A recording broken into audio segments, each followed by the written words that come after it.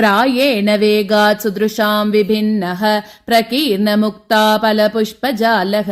प्रस्तावयन् कामविहारनाट्यं हारः समालक्ष्यत सूत्रधारः अवस्थितं कापि कदम्बमूले बल्गुस्मितं वादितमञ्जुवेणुं साचीकृताक्षं ददृशुस्तरुण्यः स्वाद्यं सतां स्वस्तिकचारुजङ्गम् तदङ्गशोभामवलोक्य दिव्यां विस्मेरभावं व्रजतेव दूरात् अमोहयत् यौवतमादिदूतः सन्तोषदिग्धेन समीक्षणेन धृतागतिव्याकुलभूषणास्ताः किञ्चित् समुच्छ्वासितनीविबन्धाः पर्याकुलाक्षः परिवार्यतस्तुः कृष्णं कृपादीनदृशं कृशाङ्क्यः सवल्लभः संसदि वल्लवीनां बर्हस्रजादर्शितदानराजिः उदग्रशृङ्गध्वनिराबभासे दृप्तो वशानामिव वारणेन्द्रः अवृद्धिसङ्कोचमिवेन्दुमन्यम् मकार्मुकं काममिवात्तवेनुं तमद्भुतानामिव राशिमेकं गोभ्यस्तदात्मान इवान्वभूवन् सुराङ्गनाभिः समये धृतायां स्वेनैव गोपाकृतिभूमिकायाम् अकर्मवश्यस्य विभोस्तदासीत् अर्चावलस्पर्शनमात्रलीला न कल्वमुष्य प्रमदामदान्त्यं न कुत्सनं दत्तदभीष्टदातुः न धर्म संस्थापन बाधगन्धः शुद्धानुचिन्त्या हि शुभस्य लीला अनागम प्रत्यय सम्भवानां गुरुत्यजां गोपकुमारिकानाम् अनन्य संगात् स दयालुरासीत् असंग घण्टापतसार्तवाही पुष्पावचाय प्रवणेन गोप्यः प्रसादितास्तेन स च प्रियाभिः अभिन्न बाह्यान्तरमैकरस्यात् आमोदमन्योन्य सगन्धमापुः स्वलालनादापतितं सतासां सौभाग्यदुर्मानमदं विनेश्यन् पुष्पावचायव्यपदेशलौल्यात् आसीद्दवीयान् अबहिस्थितोऽपि अविप्रकर्षेऽपि तिरस्करण्या क्लृप्तावृतिं कृष्णमणीक्षमाणाः भीमैरदूयन्त भृशं तरुण्यः क्षणैः स्वनिश्वास समीरदीर्घैः पुष्पावकीर्णेषु वनद्रुमाणां मूलेषु मोहालसचेतसस्ताः कृतासिका कृष्णवियोगकेदात् कामास्त्रपर्यङ्कगता इवासन् विलीनचित्ता विषमास्त्रतापात् विलापयन्त्यो वसुधां विलापैः अदृश्यरूपस्य हरेरगायन् गुणां चरित्राणि च गोपकन्याः मुकुन्दविश्लेषविमोहितानां संश्रूयमानानि मुहुर्वनान्ते शमप्रदान्यात्मविधामभूवम् स्त्रयन्तगन्धीनि वचांसि तासां समाययात्मानमसौ परेषां प्रच्छाद्य संदर्शयति प्रसादात् इतीममर्थं प्रतयन् प्रियाणां दृष्टिं शुभां दातुमियेष तासामतस्मेरमुकाम्बुजेन श्यामेन पीताम्बरचित्रितेन आविर्बभूवे सहसा पुरस्तात् मधुद्विषामन्मतमन्मतेन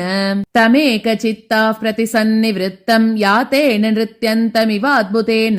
गोप्यः पुनर्जातमिवात्मनैव प्रैक्षन्त सम्मोदपयोधिमग्नाः नवेन्दुरेका कृशपाण्डुराङ्गीः तापाश्रुसन्दर्शितवह्नितोयाः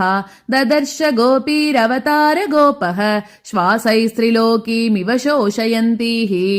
अविद्यतैकः प्रणयापराधी योगैरलक्ष्यो युगपत्प्रयुक्तैः आवर्जितब्रूतनुषाममोघैः एनीदृशामीक्षणचित्रपुङ्कैः प्रसादजीवातुभिरङ्गनानां प्रत्येकमन्याभिरलक्षणीयैः विलासचाटोक्तिविलोकनाद्यैः आनन्दयन् सान्त्वनमाचचार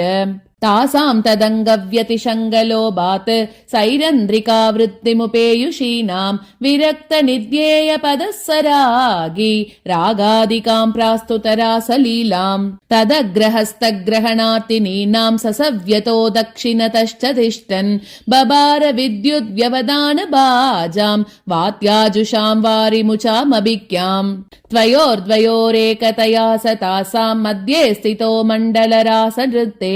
करद्वयस्पर्शरसेन कान्ताः प्रत्येकमानन्द्य वृषं ननन्द अपारमावर्तयतारसाब्दिं रामानुजो रासजवेन दिव्यन् पदाश्रितानां भ्रमशान्ति हेतुः प्रिया सहस्रं भ्रमयाञ्चकार स्वमायया दूर्नयतो महत्या विश्वानि भूतानि विभोरजस्रं रामाजनं रासवशं विदाय स्वस्य स्वयं प्राप निदर्शनत्वम् स्वपादपांसुस्नपिताकृतीनां स्विद्यन्मुखीनां व्रजसुन्दरीनां लम्बालकानां ललितस्मितानां लाभात् स्वयं लब्धमनोरथोऽभूत् सनृत्तगीतेन विहारयूना गोपीजनैरन्तरितेन बद्धम् तदद्भुतप्रस्थितिरासचक्रम् जवादलक्ष्यान्तरमाबभासे जहुः सहर्षम् दिवि देवकन्याः दिव्यास्तदा दुन्दुभयः प्रणेदुः पपात कल्पद्रुमपुष्पवृष्टिः सदर्चिते संश्रितरासलीले गृहीतहस्तद्वितया सलीलम् मिथ्या भुजङ्गेन मृगीदृशस्ताः परिभ्रमन्त्यो विपरीतवृत्त्या प्रक्रान्तरासाम्बुवमव्यजानन् मनोज्ञमल्लीहसितेन तासां रम्येण कृष्णो रजनीमुखेन अन्यादृशीं प्रीतिमनन्ययोगात् आपादयिष्यन् विररामरासात् उद्भिन्न कर्माम्बुकनं विहारात् तासां करस्पर्शरसेन चैनं लता गृहे नन्दनगर्भशोभिनी आसीनमन्वासत गोपकन्याः स्वलम्बितैश्चित्रपलाशपुष्पैः संवीज्यमानो विटपैः प्रियाभिः निदर्शयामास वनान्तराले नीलाद्रिमुद्भ्रान्तमयूरबृन्दम्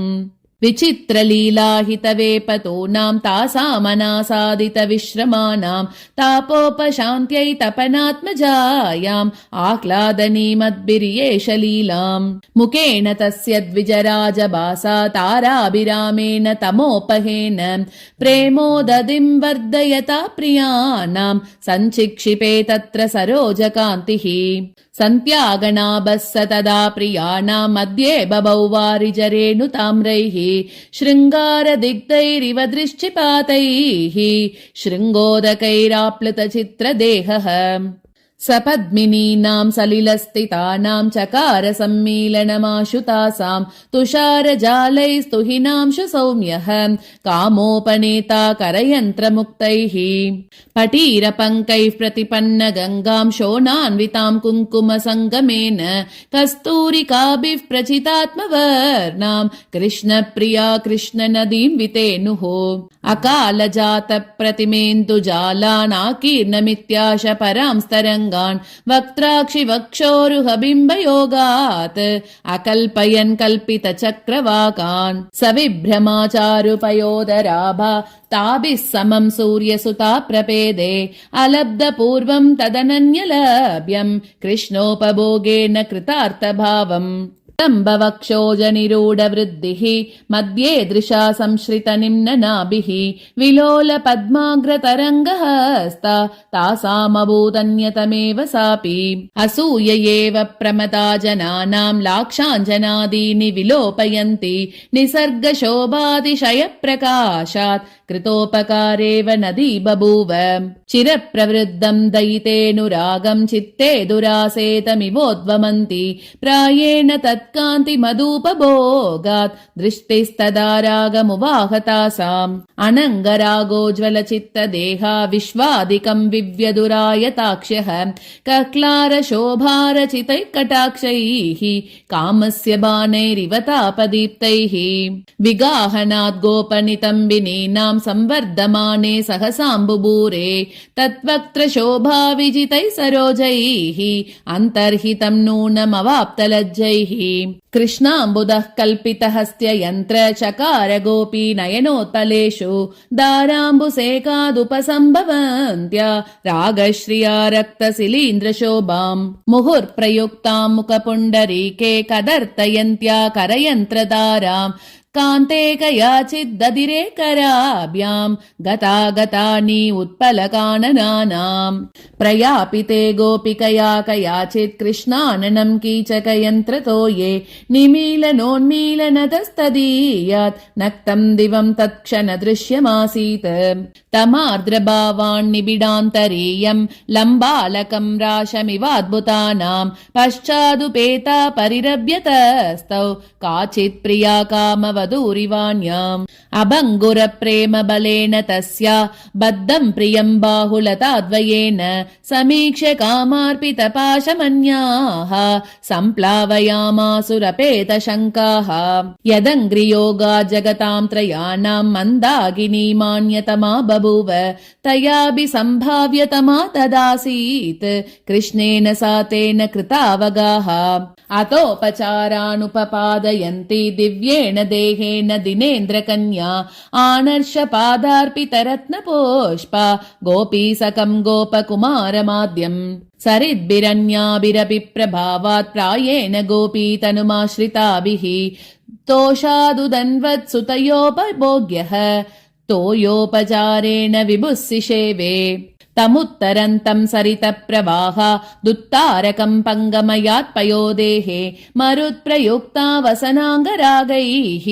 आकल्पयन्नप्सरसस्तदर्हैः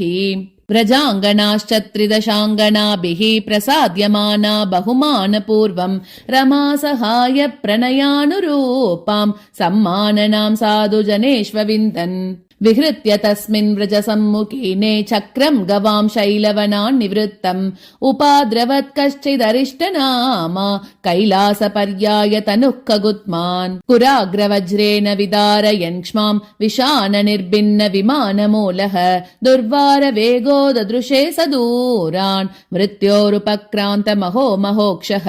शृङ्गावरुग्नैः शकटैः प्रकीर्णम् वृषान्तरैराशु विमुक्तमार्गम् व्रजम् तदा गोपवर्गम् त्यक्त्वा स कृष्णाभिमुखम् जगाम तमापतन्तम् प्रति सञ्जिहानो निर्ह्रादविद्रासितदीनदेनुम् विषाणयुग्मग्रहणेन शौरिः चक्रे विनिष्पीडितपीनकण्ठम् अपहत्य दुर्जयमरिष्टदानवम् जगदामरिष्टमिव जातविग्रहम् व्रजसद्भिरद्भुतविहारतोषितैः सुरसत्तमैरपि समम् सतुष्टुवे अन्यैरप्यसुरमलिम्लुषैरनेकैः आतङ्गान् स्थिरचरसूतिभिः प्रसूतान् गोपानाम् प्रतिविदते गवाम् च काले रामेण स्तुतचरितो रताङ्गपाणिः तिश्री कवितार्किकसिंहस्य सर्वतन्त्रस्वतन्त्रस्य श्रीमद्वेङ्कटनाथस्य वेदान्ताचार्यस्य कृतिषु यादवाभ्युदये महाकाव्ये अष्टमः सर्गः। कवितार्किकसिंहाय कल्याणगुणशालिने श्रीमते वेङ्कटेशाय वेदान्तगुरवे नमः। श्रीमते निगमान्तमहादेशिकाय नमः।